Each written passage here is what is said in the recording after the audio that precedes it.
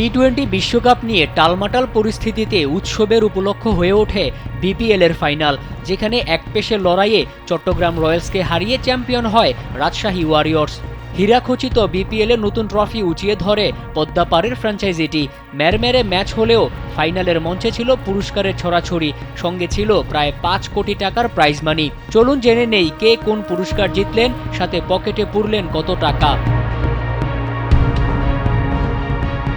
Champion prize money হিসেবে Rajshahi Warriors পেয়েছে 2,75,00,000 টাকা, আর রানার্স আপ প্রাইজ মানি হিসেবে 1,75,00,000 টাকা পায় বিসিবির চট্টগ্রাম রয়্যালস। এছাড়া আসর জুড়ে দুর্দান্ত পারফরমেন্স করা খেলোয়াড়দের ব্যক্তিগত পুরস্কারেও বড় চমক রাখে বিসিবি, যেখানে বাজিমাত করেন দেশীয় তারকারা।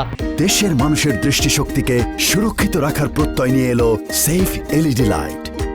মারকুটে 1 সেঞ্চুরিতে রাজশাহীকে চ্যাম্পিয়ন করা তানজিদ তামিম হয়েছেন ফাইনাল সেরা, পুরস্কারও পেয়েছেন 5 লাখ টাকা।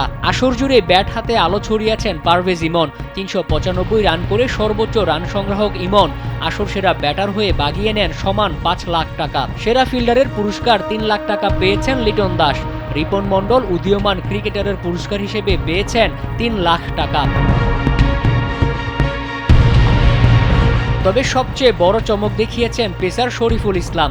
12 ম্যাচে 26 উইকেট নিয়ে এক আসরে সর্বোচ্চ উইকেট শিকারের রেকর্ড গড়েছেন এই পেসার।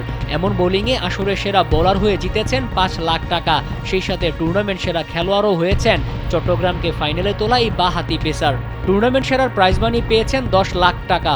সব মিলিয়ে 15 লাখ টাকা পুরস্কার পেয়েছেন শরীফুল। ব্যাট বলের লড়াই শেষে নতুন ট্রফি আর প্রাইজ মানির মধ্য দিয়েই পর্দা নামল বিপিএলের 12তম আসরের। মোহাম্মদ মাসুম, কালবেলা।